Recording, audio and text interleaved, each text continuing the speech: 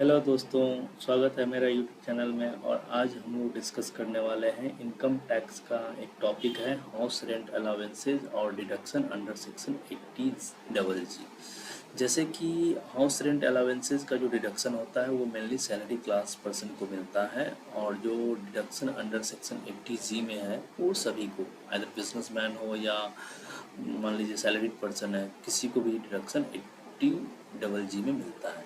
तो चलिए स्टार्ट करते हैं वीडियो। ये बहुत ही इंपॉर्टेंट वीडियो है जिसका भी हाई टैक्स स्लैब में फॉल करता है इनकम, उनके लिए बहुत ही इम्पॉर्टेंट है।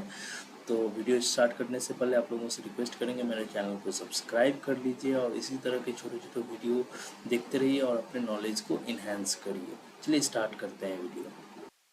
स्क्रीन पे आप लोग देख पा रहे होंगे house rent allowances versus deduction under section 80G। अच्छा, मैं सबसे पहले ये क्लियर कर देना चाह रहा हूँ कि कोई भी पर्सन को हाउस रेंट अलाउंसेज का डिडक्शन और डिडक्शन अंडर चैप्टर 80G में एक साथ नहीं मिल सकता है। आइदर आपको HRA का डिडक्शन आप ले सकते हैं या 80G का डिडक्शन ले सकते हैं एट अ टाइम। चलिए स्टार्ट करते हैं। सबसे पहले हाउस रेंट अलाउंसेस क्या होता है, हाउस रेंट अलाउंसेस किसको कब मिलता है। तो हाउस रेंट अलाउंसेस जो होता है, स्क्रीन पे आप लोग देख पा रहे हैं, हाउस रेंट अलाउंसेस जो एग्जेम्प्टेड होता है सेक्शन 10 सबसेक्शन 13A में up to list of the following. अगर मान लीजिए हाउस रेंट अलाउंसेज उस एम्प्लॉय को मिलता है जो एम्प्लॉय मुंबई, कोलकाता, दिल्ली या चेन्नई में रह रहा है, तो उसको ये ये जो 3 पॉइंट्स आपको दिख रहे हैं, इन 3 पॉइंट्स में व्हिच एवर इज लोअर। जैसे कि फर्स्ट पॉइंट क्या है, एक्चुअली अलाउंसेज जो आप रिसीव करते हैं, जो अलाउंसेज आप एक्चुअली रिसीव करते हैं from your employ, number 1। Number 2, rent paid minus 10% of the salary. Means आप जो भी रेंट पे करते हैं, मान लीजिए बिल्डिंग में, जिस बिल्डिंग में आप रह रहे हैं उस सिटी में, वहाँ पे जो भी आप रेंट पे करते हैं -10% of the salary. Number 3, 50% of the salary whichever is lower. इन तीनों पॉइंट में जो लोअर मिल रहेगा उतना का आपको डिडक्शन मिल जाएगा as a house rent allowances. हम लोगों को सभी को पता है हाउस रेंट अलाउंसेज क्या होता है।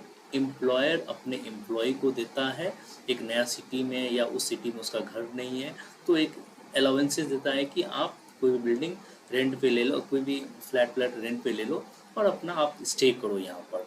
तो ये हाउस रेंट अलाउंसेज दिया जाता है अपने एम्प्लॉयर टू एम्प्लॉय को।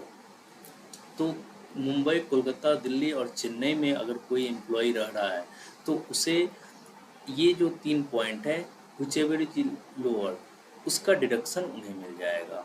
मान लो कोई भी एम्प्लॉय है जो कि अदर देन मुंबई, कोलकाता, दिल्ली और चेन्नई के अलावा कोई दूसरे शहर में रह रहा है, तब उसे कितना डिडक्शन मिलेगा। तो allowances actually receive, rent paid -10% of the salary and 40%, third point जो है चेंज है, 40% ऑफ द सैलरी। इन तीनों में विच एवर इज लोअर जो है वही उसे डिडक्शन मिलेगा। मान लो कोई एक एम्प्लॉय जो कि अहमदाबाद में रह रहा है, या मान लो रांची में रह रहा है, या मान लो कि नागपुर में रह रहा है, अदर देन कोई भी एक सिटी में रह रहा है, नोएडा में रह रहा है, तब उसे क्या होगा, उसे डिडक्शन इस कैटेगरी बी में फॉल करके उसे व्हिच एवर इज लोअर, ये तीनों में से जो लोअर होगा उसे उतना का डिडक्शन मिलेगा।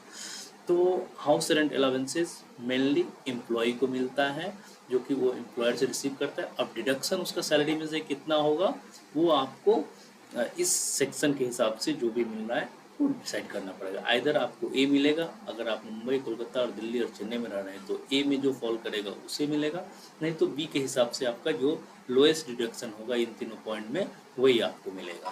तो चलिए, salary means salary include basic पे, डीए प्लस कमीशन बेस।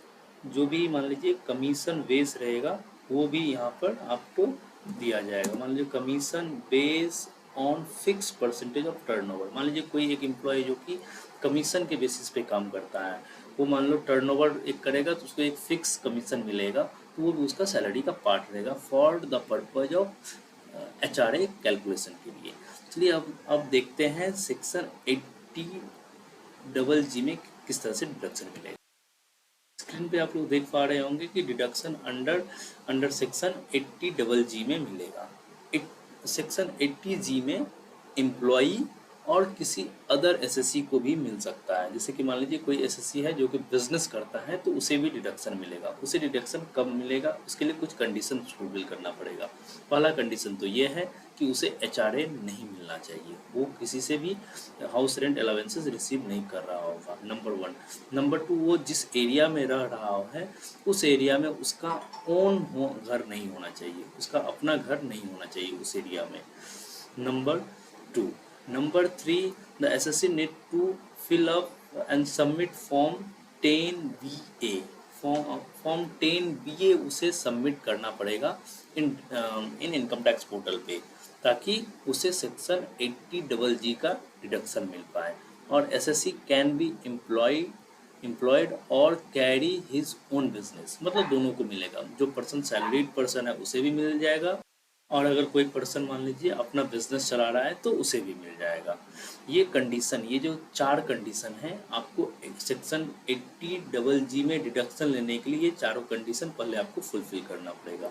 अगर आप मान लो चारों कंडीशन ये फुलफिल कर लेते हो, then you are eligible for deduction under section 80G। Now we are coming to how we will calculate the deduction under section 80G में। Rent paid minus 10% of adjusted total income. जैसे कि हम लोग जब total tax liability किसी भी SSC का compute करते हैं तो ग्रॉस टोटल इनकम आता है, माइनस डिडक्शन आता है अंडर चैप्टर 6A, देन आपका टोटल इनकम आता है। वो जो टोटल इनकम रहता है उसी का 10% होता है। अच्छा, मैं एक बात बता रहा हूँ, जब ये टोटल इनकम हम लोग कैलकुलेट करेंगे, gross total income minus deduction under chapter 6A, इसमें सेक्शन 80G का डिडक्शन को छोड़ के और सभी डिडक्शन आपको अलाउ हो जाएगा, फिर आपका टोटल इनकम आएगा। वही टोटल इनकम का 10% बोला जा रहा है, means rent paid minus 10% of the adjusted total income, number 1। Number 2, 25% of adjusted total income. Number 3, 5,000 per month, that is ₹60 per annum, means maximum. इन तीनों कंडीशन में जो व्हिचएवर इज लोअर है वो आपको मिलेगा। यानी कि सेक्शन 80G में आपको टोटल डिडक्शन मैक्सिमम जो है कि 60,000 का ही मिल सकता है। मिनिमम हो सकता है कि इन तीनों पॉइंट्स में जो आपका लोअर होगा उतना ही मिलेगा। अच्छा, यहाँ पे और एक पॉइंट है, एडजस्टेड टोटल इनकम मतलब क्या होता है? Gross total income long term minus long term capital gain, short term capital gain, deduction under section 80C to 80G except 80G। तो इस तरह से आपको सेक्शन 80G में आपको 80G में डिडक्शन आपको मिल जाएगा। तो हम लोगों ने आज देखा कि HRA का डिडक्शन किस तरह से मिल सकता है किसी एसएससी को, और सेक्शन 80G का डिडक्शन किस तरह से मिल सकता है। इसी तरह का छोटा छोटा मैं वीडियो बनाते रहूँगा आप लोगों के लिए। आप लोगों से रिक्वेस्ट कर रहा हूँ कि मेरे चैनल जो टैक्स मनी CMA रजनीकांत के नाम से है उसे आप सब्सक्राइब कर लीजिए। इनकम टैक्स पे, GST पे, छोटे छोटे फाइनेंस से रिलेटेड इस टॉपिक पे मैं वीडियो बनाते रहता हूँ, जो कि आप लोग को डे टू डे लाइफ में हेल्प करेगा। अगर आप लोगों को कोई भी क्वेरी हो इनकम टैक्स में, GST में लिटिगेशन का कोई क्वेरी हो, रिफंड का कोई क्वेरी हो, आप लोग मुझे इस नंबर पे व्हाट्सअप या मेरा मेल आईडी ये दिया हुआ है, मेरे को मेल कर सकते हैं, व्हाट्सअप कर सकते हैं। मैं आपको सभी क्वेरी को रिजॉल्व करूँगा। आप लोगों से रिक्वेस्ट करूँगा कि मेरे चैनल को सब्सक्राइब कर लीजिए। Thank you.